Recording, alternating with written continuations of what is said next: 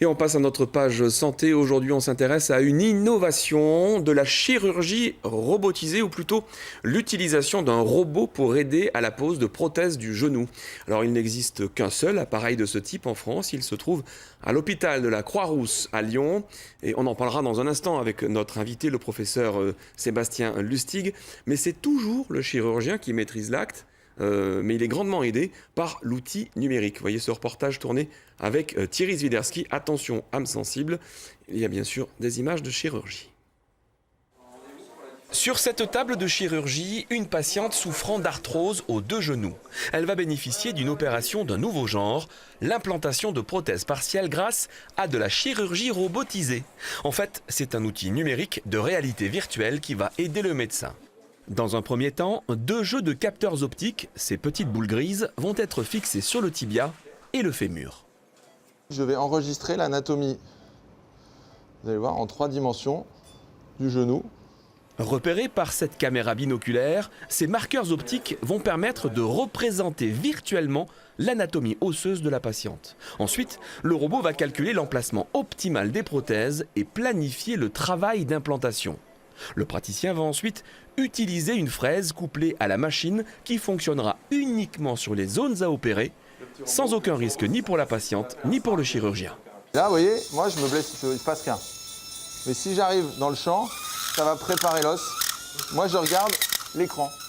C'est en effet les yeux rivés sur son écran et aidé par la machine que le praticien va préparer les zones du fémur et du tibia sur lesquelles les prothèses viendront par la suite parfaitement s'intégrer, et ce, au millimètre et degré près, une précision inégalée.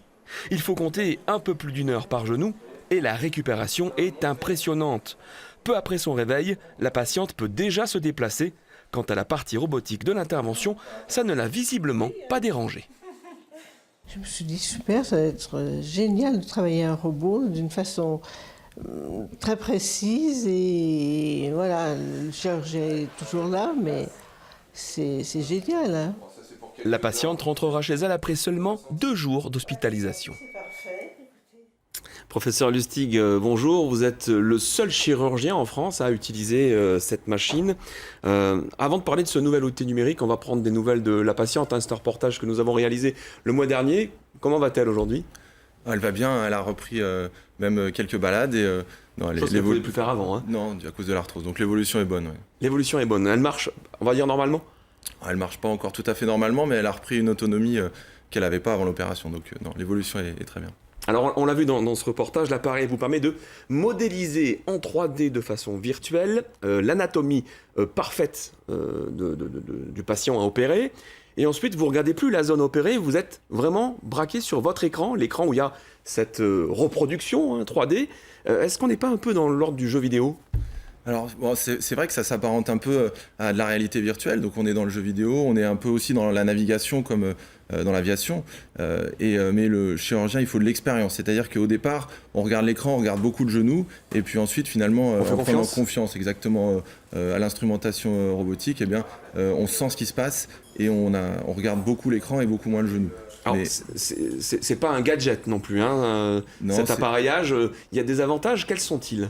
Alors, c'est vrai qu'on n'est pas dans l'ordre du gadget, puisque c'est quelque chose que j'utilise moi au quotidien. Hein, puis ça coûte plus cher qu'un petit gadget. Hein. C'est un peu plus coûteux. 200 ou 300 000 euros ? Ouais, c'est de cet ordre-là. L'appareil, hein, ouais. Plus le consommable. Exactement, ouais. Donc c'est quelque chose qui est coûteux, mais qu'on utilise en pratique maintenant courante, en tout cas dans ma pratique à moi. Et c'est quelque chose qui apporte beaucoup en termes de précision et de reproductibilité. Donc c'est effectivement pas un gadget, mais un outil intelligent qui nous permet d'améliorer finalement notre geste par rapport à une précision habituelle avec une instrumentation standard. C'est plus facile pour vous ? Alors maintenant, c'est plus facile. Il y a un apprentissage, il faut de l'expérience, mais c'est vrai qu'une fois qu'on s'est habitué, c'est un peu comme un GPS, quoi. Une fois qu'on s'y est habitué, on ne peut plus conduire tellement. Une carte. Voilà, on a du mal, et ben c'est un peu pareil. Quels sont les avantages maintenant pour là, bon, ça on l'a compris, c'est pour vous. Pour la patiente ou le patient, quels sont les avantages ? Alors il y a 2 choses. Tout d'abord, le robot, il peut travailler dans des directions que nous, on ne peut pas faire avec un instrument normal. Donc oui, parce que c'est comme une phrase du dentiste. Hein. On avait entendu le bruit, ça fait un peu coincer les dents. Voilà, c'est un peu cette idée. Donc ça permet de travailler, moi je dis dans les coins.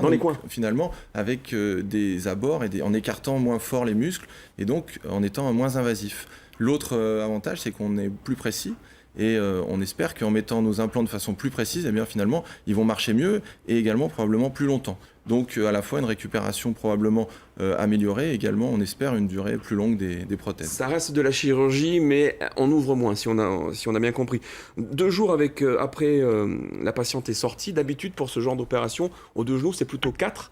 C'est ça aussi le côté mini-invasif qui permet de faire sortir plus tôt? Oui, ça fait partie effectivement de cette récupération améliorée. Alors il y a tous les progrès également de l'anesthésie, de la gestion de la douleur, et tout ça, mais la technologie en fait partie et est un apport important pour ça. Dernière question, on a compris que vous pratiquiez cette opération avec ce robot depuis quelques temps. Vous opérez régulièrement des patients avec? Alors on fait à peu près une centaine d'interventions par an et on a commencé depuis plus de 4 ans maintenant. Merci beaucoup, professeur Sébastien Lustig. Je rappelle donc que vous êtes chirurgien orthopédique à la Croix-Rousse et que vous êtes le seul, pour l'instant, à pratiquer ce robot qui aide à la chirurgie du genou.